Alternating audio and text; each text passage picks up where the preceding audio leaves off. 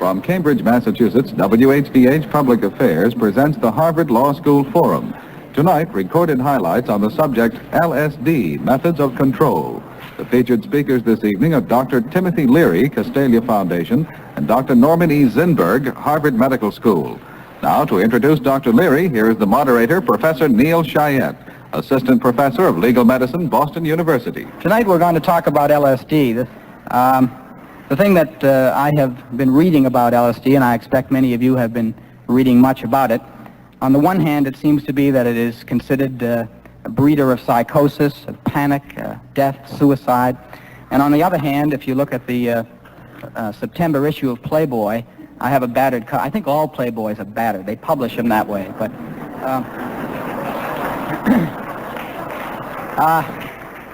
the Playboy article implied that there was some other gratification to taking LSD, and that it was in reality kind of a euphoria. Tonight we're going to find out something about it, and our first speaker is a man whose name I'm sure is familiar to all of you, Dr. Timothy Leary, who was born in 1920 in Springfield, Mass. He stayed a short time at West Point and then moved on to the University of Alabama, where he received his A.B. and then his master's from Washington State University and a Ph.D. from the University of California. He's taught at the University of California and the medical school there, and at Harvard, where he was a lecturer on clinical psychology in the Department of Social Relations. His legal position, which many of you are interested in, I'm sure, is less clear at the moment. He's never sure who's going to meet him at the airport. But I'd like to now introduce Dr. Timothy Leary. Dr. Leary.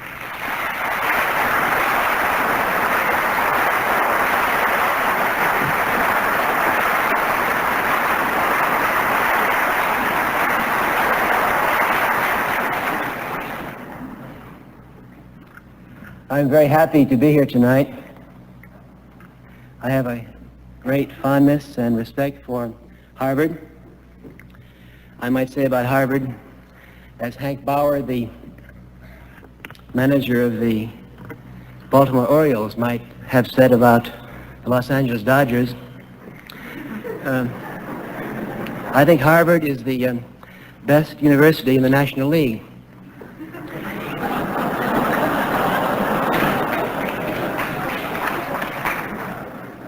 I think Harvard is the best secular institution in the world. If I had to turn over my external affairs, political, intellectual, scientific, to any institution in the world, I would be most happy to do such to this institution. However, I play in a different league. Harvard is a secular institution, and my business has to do with the sacred or the religious. Which brings me to my text, the text of my sermon tonight. I'm taking it from a hymn written by a modern holy man, Bob Dylan. The name of the hymn is I Ain't Gonna Work on Maggie's Farm No More. Like Maggie's mom, I'm going to talk tonight about God and man and law, and about the relationship between these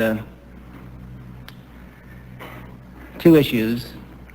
What should we render to society, and what must we insist on preserving to ourselves and our sense of divinity? And of course, the relationship of the law of God and the law of man has always been confused. God and Caesar, church and state. It seems to me that, in general, the state and society is interested that man do good, whereas people in my profession are interested in having man feel good. Society says you must do right. We try to teach you how to feel right. Now, first, I should define my terms, man and God. By man, of course, I mean society, social man, and the law which governs what man does to other men is certainly necessary. We need morals. We need to determine right action. We have to protect one man or one woman from another man or another woman. There's no disagreement here. Caesar has his province, or I should say the many Caesars can fight over their provinces. If you want to play baseball, there have to be rules. There are laws which govern property, maritime law, fiscal law, theological law, which determines the length of robes, and so forth.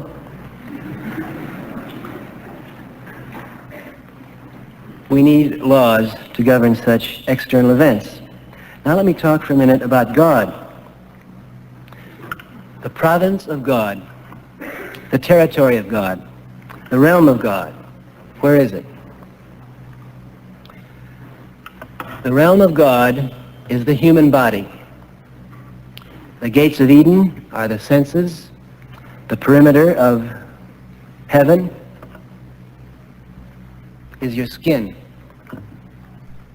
The temple is your body. Now what I'm suggesting is a highly orthodox and ancient doctrine. Christ said it in all of his Gospels. The kingdom of heaven, where is it? It's within. In the Gospel of St. Thomas, Christ says, if you think heaven is up there, the birds will get there before you. Or if you think it's down there, the fish will get there before you. Seek the kingdom of heaven within. And what does he mean by within? He means within. So said Hermes, so said the Buddha. The language of God is not English nor Latin. The language of God is cellular and molecular. Now I want to suggest a very simple rule to clarify this ancient and agonizing confusion about abuse and control, freedom, regulation. My simple rule would have prevented the 30 Years' War in the past, and it can prevent what will become a 30 Years' War in the immediate future over the use and control of psychedelic drugs. It's a very simple golden rule. What is without, what is behavioral, what is overt and visible, belongs to Caesar and the law of God. I'm sorry, the law of man. But what is within is God's. Now, who is God? I am God. But you are God too. Now in our society, a person who goes around saying, I am God, is likely to get into trouble.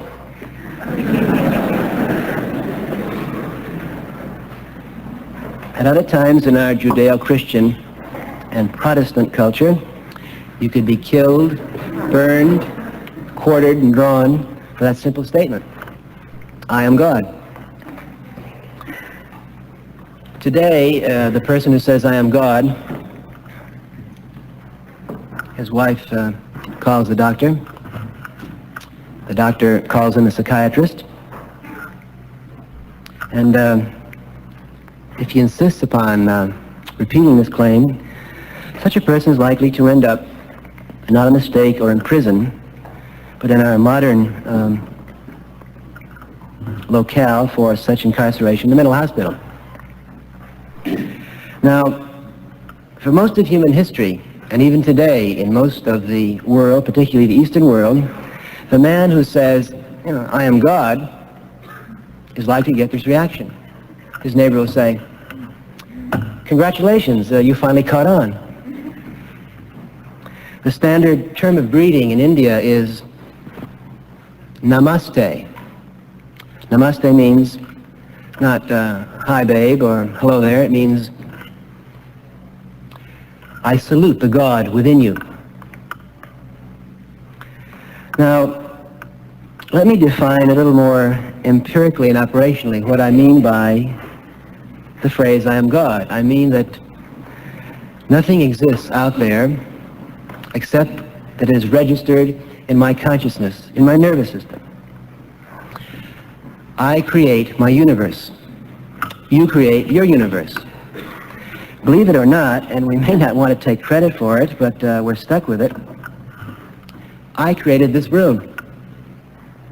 And you created it too. I didn't create it for you, but I created this room by having accepted the ontological possibility of a Harvard Law School forum and having transported myself here. I had plenty of choices not to create this room. I could have stayed in India under a bamboo tree writing poetry 2 years ago, in which case I would never have heard of this evening's forum, nor created this room for this particular cosmic drama tonight. There's a tremendous latitude which develops from this conception of consciousness. Anything is possible because your consciousness creates it all. I can create a world in which I am Napoleon or Nathan Pusey, and you can't pass a law against my believing it. You see, everything is paranoia in the sense that everything that we think and experience is a systematized delusion. It's all centered in your nervous system. Now, when I act on my paranoias, if I walk into President Pusey's office tomorrow and say, I'm Nathan Pusey, fire Timothy Leary, I'll be invited to leave. And if I refuse to leave, society is justified in forcibly ushering me out of that particular game headquarters.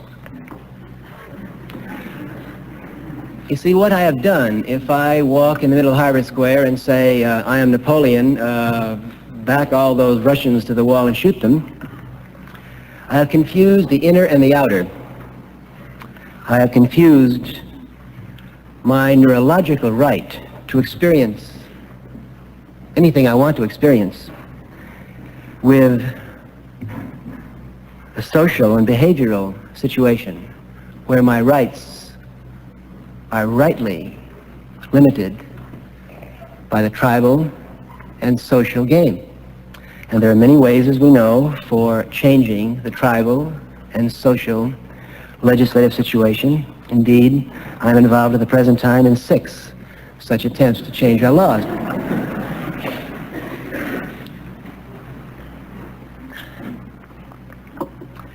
My profession at the present time is one that I was never told about when I was an undergraduate or a graduate student.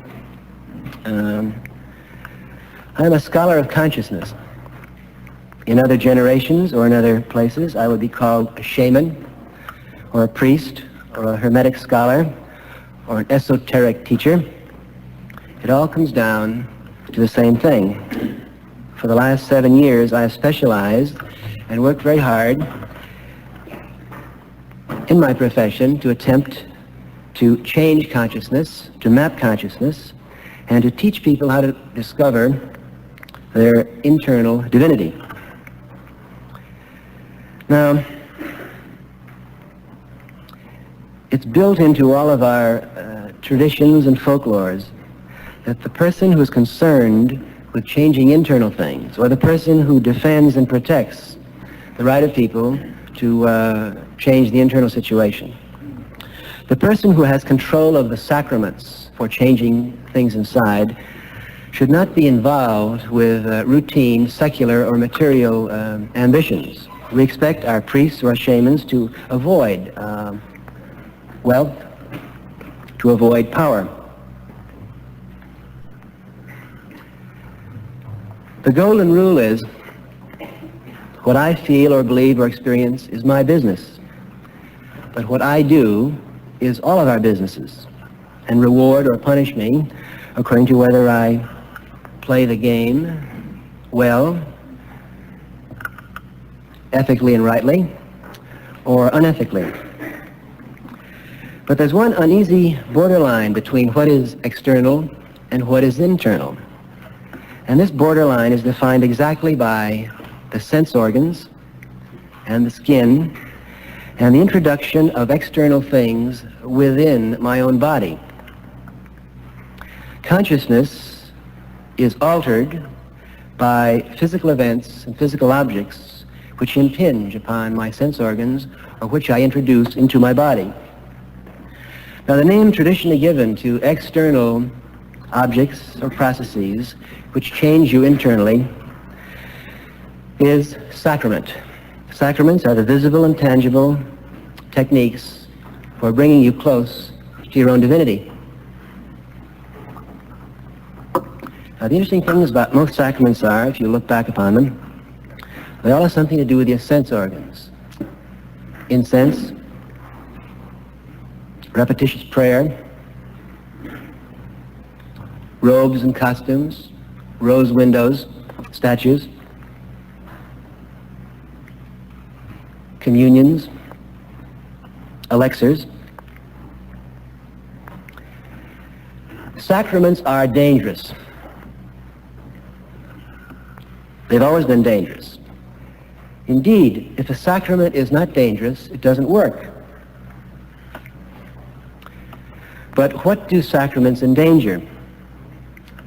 A sacrament which works changes your internal stability. It changes you inside. It alters your nervous system. It puts you in a different state of consciousness, which, if it's really a good sacrament, will shatter and permanently change many of the stabilities upon which you centered your life. But there's really very little external danger to sacraments. People who take psychedelic drugs, for example, don't murder or steal. They don't get in fights.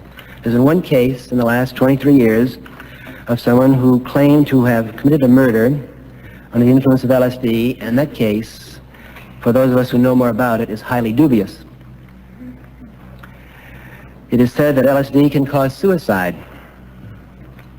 And it's true that anything which changes your consciousness can lead to feelings of depression and revulsion. But still, the suicide rate associated with LSD is remarkably low, even in spite of the psychiatric propaganda which consistently links LSD and defenestration.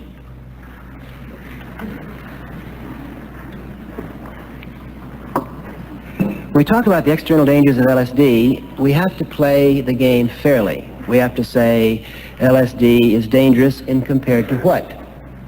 Let's take, for example, a college education. The statistics tell us that every year 1,000 college students kill themselves, another 9,000 attempt suicide, and another 90,000 publicly ruminate about it.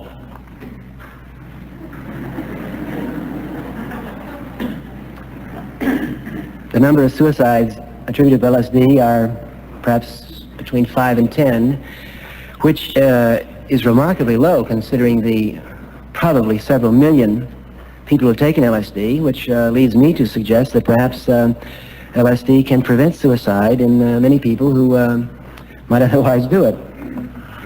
I consider such things as the Vietnam War dangerous to our external security. I consider race problems dangerous to our external security. I consider the pollution of the air dangerous to our external security. But sacraments are not dangerous externally, but they do inevitably stir up fear and awe and terror in the people who don't use them. We're all afraid of the other guy's sacraments. And rather understandably so, because when a person takes a sacrament which works, no matter what it is, it can be sexual, it can be monastic, you know, when your child joins a nunnery or a monastery, when a person gets involved in a sacramental search, we tend to lose him. he no longer responds to our rewards and punishments. So we can't condition him.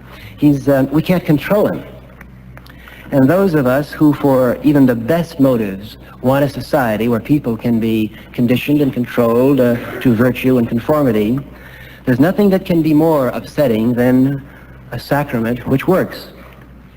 Because if we know anything from history, we know that the religious person is notoriously unresponsive to the usual rewards and punishments. It's always been the despair of the bureaucrat that he shakes his fist or his club or his cross at the religious person, and he said, I don't buy it.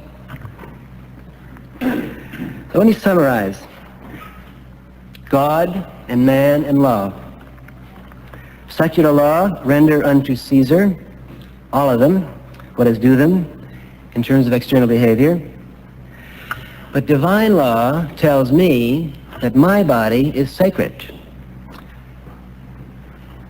I urge you, or I challenge you, don't you really feel the same way about your body? You cannot interfere with the workings of my body. Your society can't. Nor can you interfere or control my sacraments, the techniques, the visible objects or processes which I use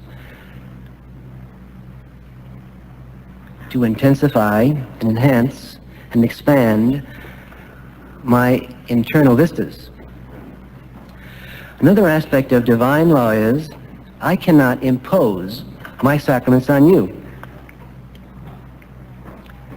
We hear a lot these days about the abuse of LSD and other drugs, or the control of LSD and other drugs. To me, drug abuse is a drug in the hands of society being used on other people. The only abuse of drugs is the control of drugs by other people.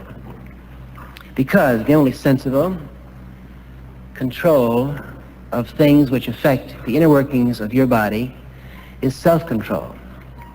The only control is self-control. Now let me be specific about some of these sacramental methods. Anything that affects your senses. What you see is your business. What you hear, what you allow to vibrate on the trembling membranes of your auditory system is your business. What you allow to touch your body or what you allow to enter your body is your business.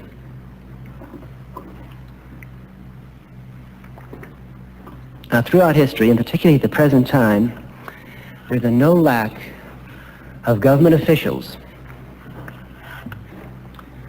eager to define and enforce laws to determine what you and I can put inside our bodies. I refer in particular to laws controlling sex and drugs. Amphetamines, barbiturates, alcohol, nicotine are all very dangerous drugs. I would even include the poisons in this point of view. If you want to introduce a poison into your body, whether it's tobacco or cyanide, it's nobody's business but your own. Our study of the history of divinities shows us that at certain times, Krishna wants to pull down the curtain or turn off the light, and if you want to kill yourself through nicotine or cyanide, it's your business, it's my business, not society's. There's one other issue in respect to God and law and man, and that is, where do we practice our sacramental procedures? We agree that we don't want to have laws saying that Negroes and whites or Jews and Gentiles can take drugs together or make love together. That's their business. But can they do it in Harvard Square? Or can they do it here in the platform? Or in a kindergarten? This issue has been fought out and legislated both in law and folklore for thousands of years. The place that you perform a sacramental act, the place that you pursue your divinity through your sense organs and the entrances to your body, is called a shrine. A shrine is a place designated for no other game except the game of worship. If a person crosses the threshold of his shrine, whether it's his house or temple in his neighborhood, and breaks any social law, arrest him. If people who belong to our religion, which is called the League for Spiritual Discovery, leave their shrines either during, after, or before smoking marijuana or taking LSD, and they wreck cars, or they snatch purses, or they cause public disorder, arrest them. We have plenty of laws for that. But what people do in the privacy of their homes or their designated shrines with instruments which affect only their sense organs, or chemical or electrical processes which affect only their consciousness, is their business. Now the paradox is that you can't accept the divinity of another person unless you accept your own divinity. If you legislate against the sacraments of another person, you're limiting your own sacred possibilities.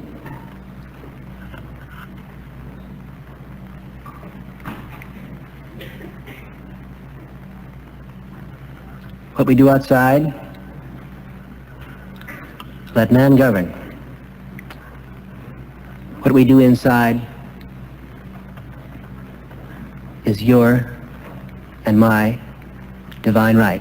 Thank you.